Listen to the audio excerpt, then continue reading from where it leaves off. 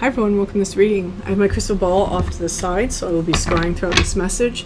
If you're new to my channel, my readings are a little different, and if you're turning, welcome back. You know how we do if it doesn't resonate with you, if you're forcing the story to fit, arguing with it in any way, just leave it behind for the people who it's meant for. And for some reason, my audio is very loud. Alright, my mic is up very loud. Okay. Oh, goodness.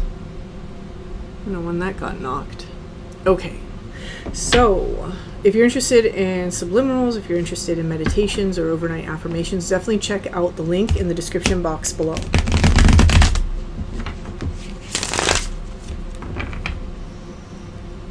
Okay.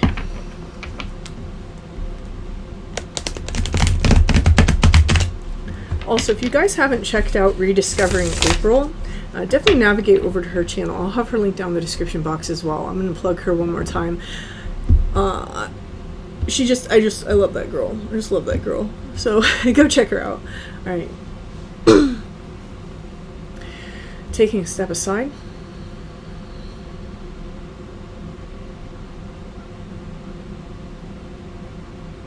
And allowing spirit to pass through me.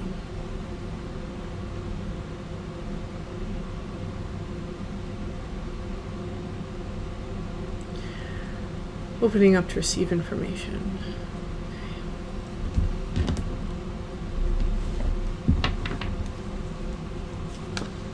Okay. Something has ended. We may not be clear of that ending. So, for example, the ending may not be official, but we are putting something behind us with this Chariot card. There may be some emotions that have gotten worked through, and we're putting those emotions behind us, but we're taking a pause. A lot of people will read the Chariot as movement. I actually read it as a moment of pause after an ending, because he's sitting in front of this city that death swept through, and the sphinxes are sitting.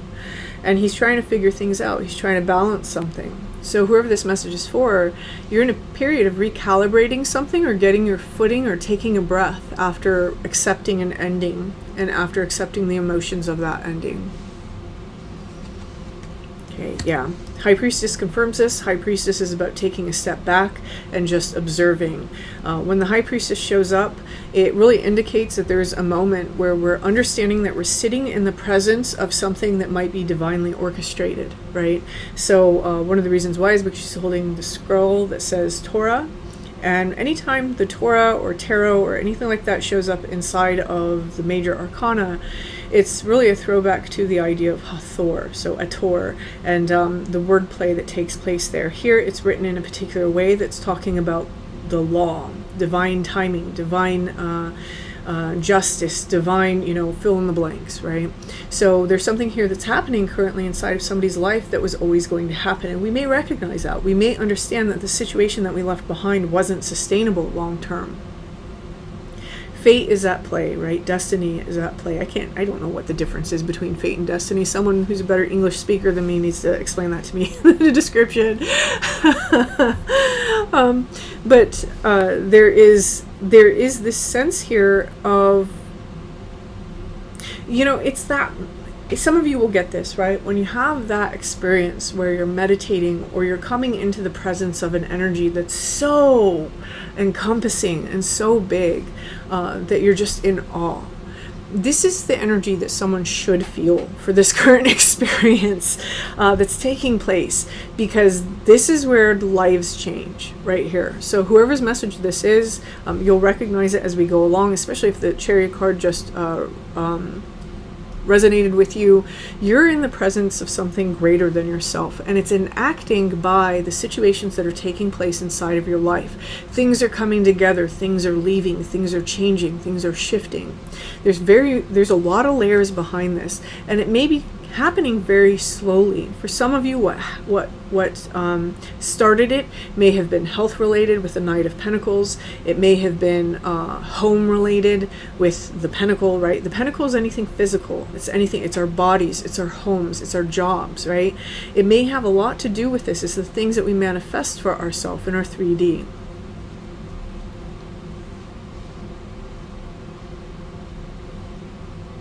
There's something driving us that we don't see. I never feel drawn to the horse in this card. And right now I'm being drawn to the horse. It's a black horse.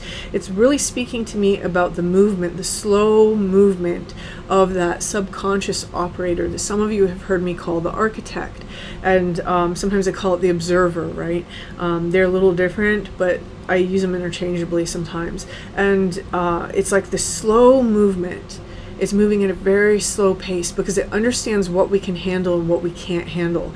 It will take you to the brink of where you feel like you're almost about to break, but it will never push you past that edge. That's what's taking place here. Someone here, you may have a lot of stress on you right now. You may not. You may not. You may have been somebody who's learned to integrate various aspects of yourself, and so you're able to let this process happen without that attachment. But for some of you, if you find that you are someone who's very attached to things working out, or the outcome, or these ideas, you're going to find that this takes you to that very edge of that breaking point, and a lot of stress. You're going to have a lot of stress, and that's not necessarily a bad thing. This is how far it has to push you in order to make things move, right?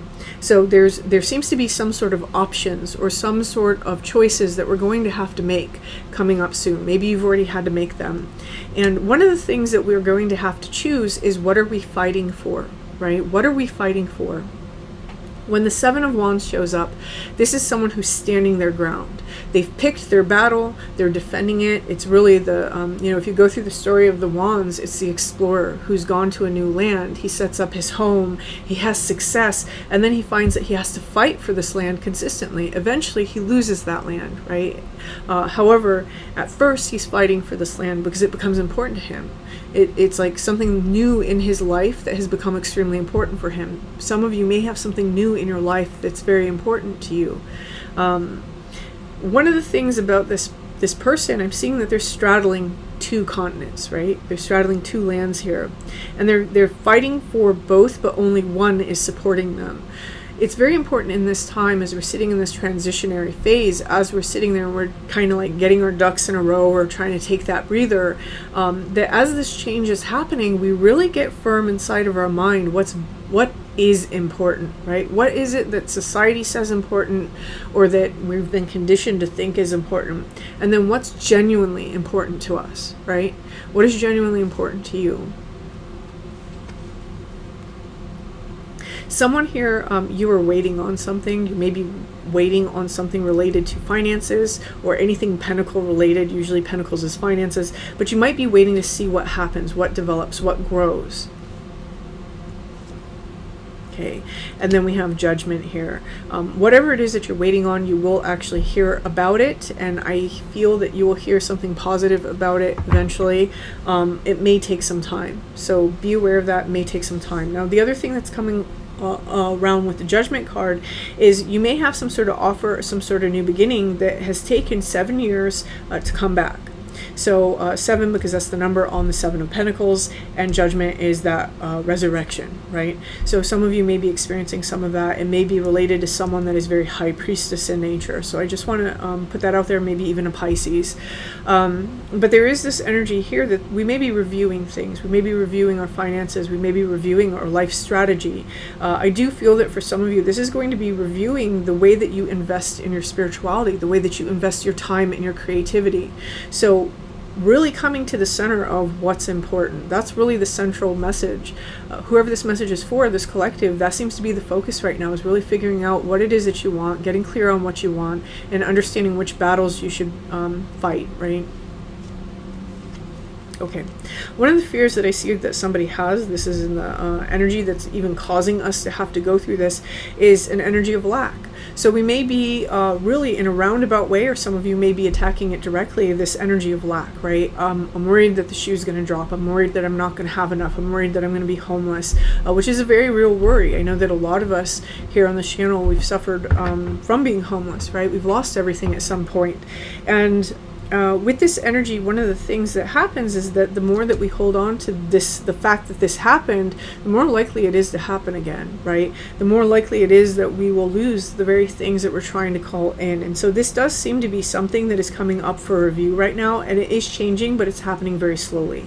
But I do like that. I do see it actually changing here. For some of you, you may be observing this energy a little bit more closer and understanding exactly how much this impacts you. There's a flip side to this that I'm being told to read, and the flip side is that these two are in it for the long haul. They're in it together, right? That's the other meaning of this card is devotion, right? Through sickness and through health. There's something going on here where for some of you, you have someone who's in your corner. So, okay. Okay. Again, someone may be in your corner. We have the Six of Cups. If there is, in fact, a friend in your corner, it feels like this is somebody who you have a soul level connection with, or someone that goes way back for you. For some of you, I am seeing the number 6 on that card, so 6 years may be important for somebody here. I also want to say that the lilies are standing out to me. This is like Easter lilies, so sometime around Easter may have been important, sometime in like March, April. This connection, if it is a connection, I do want to say one last thing in case it is a connection. It does seem to be divinely protected, and the reason why I'm saying that is because of the guard in the background. He's on patrol, right? He's on patrol to make sure that they're safe. Okay, for some of you, however, this is going to be an energy that you've carried in from childhood, and so this may be a thing that you're trying to work on right now. You may be trying to work through financial blocks, for example, or blocks concerning abandonment or lack in general. And there is, what's going on here? I feel like 6 months is going to be important for somebody also in terms of this battle that we're fighting. So the next 6 months may be difficult for somebody, but they don't have to be, right? Here with the Two of Swords, this is a block. That's usually how people read this. I'm going to read this a different way. I'm going to read it the way that it used to be interpreted, which is that she's got a blindfold up, her swords are up, so it's allowing someone to pass. This energy here, whatever we've left behind, we weren't going to go any further. And this whole situation, as I said, is very important here. This is allowing us to pass. It's allowing us to pass to the ocean. It's allowing us to pass someplace where we feel fulfilled, where we feel refreshed. It's like a point of origin. Someone here, this energy, and the reason why these things are coming out right now, and this is what keeps coming out inside the messages recently. You're in a moment. It's almost like this holding cell where this stress and these different situations are taking place, but it's actually serving your benefit. It's something that's helping you grow. Sometimes the things that help us grow are things that we'd rather not go through, right? How many of you have experienced that? You go through a really bad relationship, and afterwards you grow from it. You get really immersed into yourself, you get really immersed inside your spirituality, and then the next thing you know, as a person, you've grown so much from it. That's kind of what this situation feels like. It's a very stressful situation for some of you that is actually causing this energy to vent and to be released and to be worked through so that you can step into this energy, understanding what really matters and what it is that you're actually working towards, what you're actually fighting for. This moment of pause is helping you to see this, right? For some of you, what you're going to see is that what you've been fighting for is the lack energy, and you're going to have to change that, right? I'm fighting for my success. I'm fighting for my abundance. I'm fighting for my fulfillment. Even. And so this right here is just a moment that's saying that there's this energy that has been with you your whole life, and this is the moment where you get to clear that. This is the moment where you get to change that. Like I said, whenever I get these two together, and especially this High Priestess in this moment and this energy, it feels life-changing.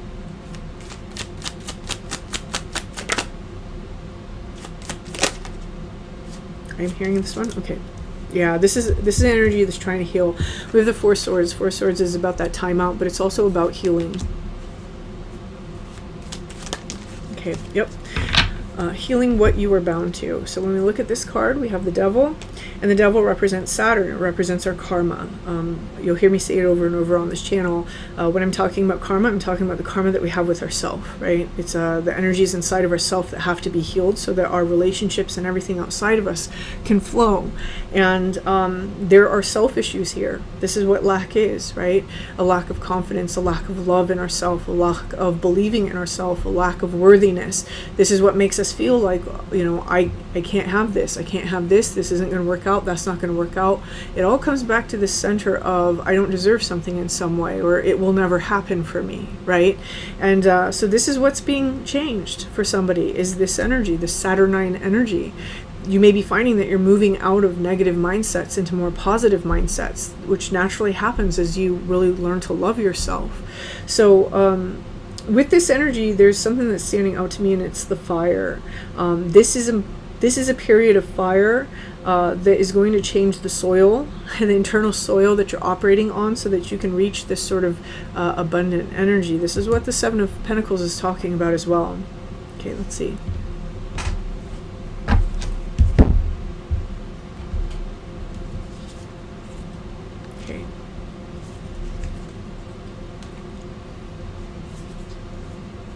Yeah. So one of the first cards that comes out here is we have the shapeshifter. This lack energy is something that has permeated someone's entire life, right? It might be in your relationships, it might be in your finances, it might be in your friendships, it might be in various, like, never receiving recognition, right? It's shifted and morphed into various places where maybe we didn't recognize that there were holes inside of our self-love. And this is an energy that's going to be making itself known in this time. And it may be hard for somebody to, like, go through and say, wow, I feel this way here, I feel this way here, I feel this way here. Just remember that sort of evolution, that sort of healing, some people believe that it has to be hard, right? If you can shift that into believing that, oh, this is fun and this is part of the human game, I can excel at this, right? It becomes a lot more fun, trust me. And but this whole process is happening because of this, right? The Philosopher's Stone is what this card represents. This is alchemy. Someone here, you're alchemizing, you're changing. Who you were before is not who you're becoming, right? Who you are in this moment, it's not who you were 7 years ago. So you're changing, you're growing, and this is the natural process of this. I find it very interesting. There's almost like a fish eye here, and then there's an eye here. Our perception is shifting, right? Our perception is growing, and that's essentially the name of the game when it comes to evolution or human evolution. It's how our perception grows. What has to happen, though, is that an old perception has to be destroyed with apocalypsos. And I think that's what's happening here. As you've ended something, you're sitting in this moment. This moment might seem very chaotic, but you're taking this high priestess energy and you're allowing yourself to see that maybe our priorities were not the right priorities, and so we're placing our priorities someplace else, and this priority does seem to be this revisitation of this energy so that we can clear this out, because we're learning what we really want to fight for. And I think that's beautiful.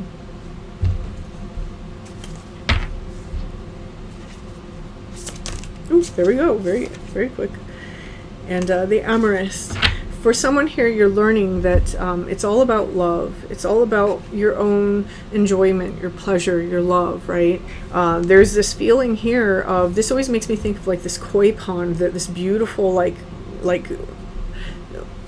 plant or like some sort of crazy exotic tree is growing out of. It's like from the emotional spaces within, we're learning not only self-love, but we're learning how to unfold that self-love, right? That seems to be what someone's going to discover they really want to fight for. They're fighting for their authenticity, their true self, the love that they can feel, the love that they can share, the beauty that they can create. So whoever's message this is beautiful. I'm going to leave this here. If this resonates with you, please hit that like button. Feel free to leave me a comment. And until next time.